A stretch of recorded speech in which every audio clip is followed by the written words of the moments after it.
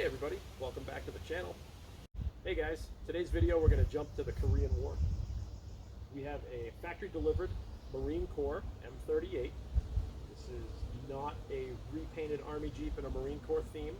This Jeep was actually delivered to the Marine Corps from the factory, and this is how it rolled out. I'm going to take a minute to do a quick walk around, show you the Jeep overall, then we'll get into some details.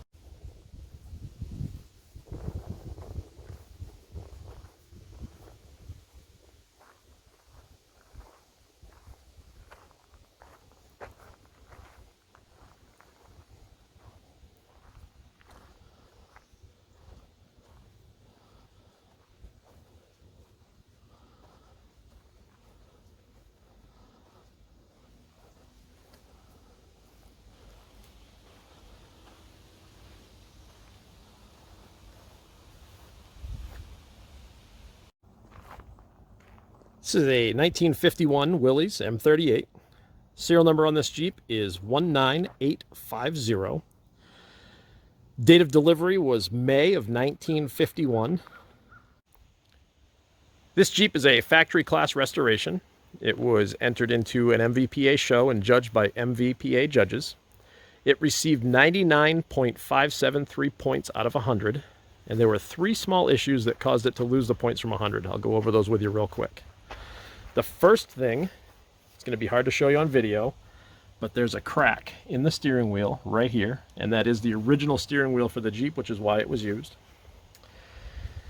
Also, the speedometer is original to the Jeep, and these have plastic lenses, and they have iridium coated dials.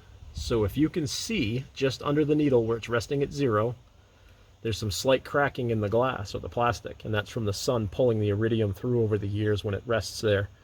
Always in the same spot. The other issue was the engine is stamped RMC instead of MC. An original engine from the factory would be stamped as MC, and the R was added, and it was either considered a replacement or a rebuilt engine, and it is not 100% clear whether it meant rebuilt or replacement. It is correct to the Jeep, but it is not the original engine from the factory, as it was replaced or rebuilt by the military at some point. The M38s were similar to the World War II Jeeps and also different. We're going to go through and point out some of those differences and show you what they are. This Jeep came from the factory with a factory installed Ramsey PTO winch. The headlamp lenses are plastic on an M38. It has a hinged grille so that it can be tipped forward and removed. It has rock guards or brush guards on the headlights themselves. These Jeeps also had a slave receptacle on the passenger side, as well as a cutout for a fording kit if you had one installed. These also have a battery box on the cowl, as well as a battery box under the hood. These Jeeps are 24 volt.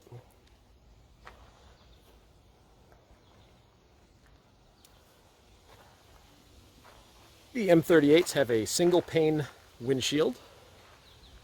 They also came equipped with vacuum wipers.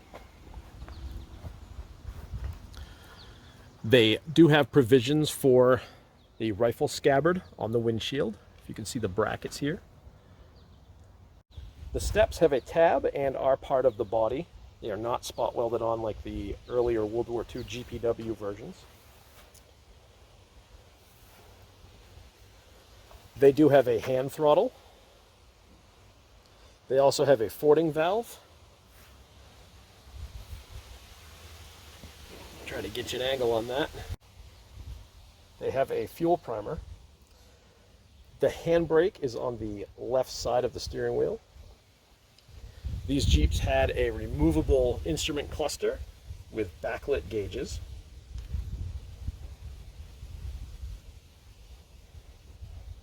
They had a very small glove box in this model. They do have a sheet metal clutch and brake pedal.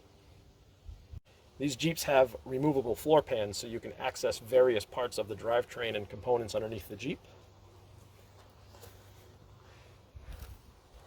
They have factory vinyl seat coverings.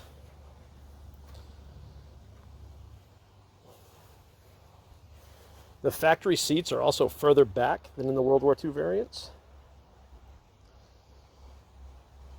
The fuel filler is on the driver's side outside the panel. These do not have toolbox provisions in the fender wells like the World War II Jeeps. They also have a wider rear seat than the World War II variant. These Jeeps did come with a tailgate. They also came with a trailer receptacle. The gas can carriers. It is not believed that the antenna would have been installed at the factory on these Jeeps. The bumperettes that you see are also mounted what would look like they are upside down, which is correct. If it was a World War II Jeep, they would be upside down. However, on an M38, they were mounted in this direction. It's also believed that all of the M38 Jeeps came from the factory with a full winter canvas enclosures, including the top doors, side curtains, and they would have been stored as shown here, folded up and strapped down to the fender wells in the back. The shovel and axe storage has been moved to the passenger side of the M38s. And another upgrade with these Jeeps also came with a 716 tire from the factory.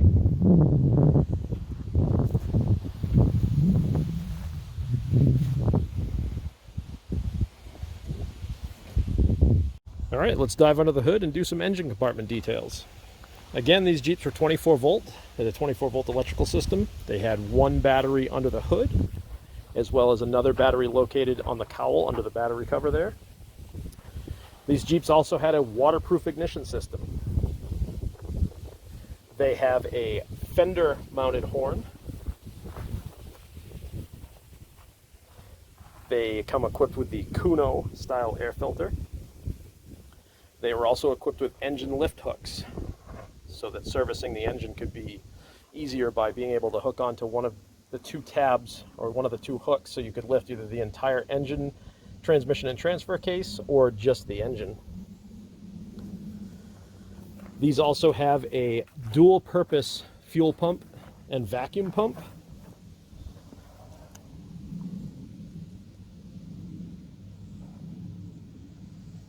And this system, or the Jeep itself, is a completely pressurized system for deep water fording.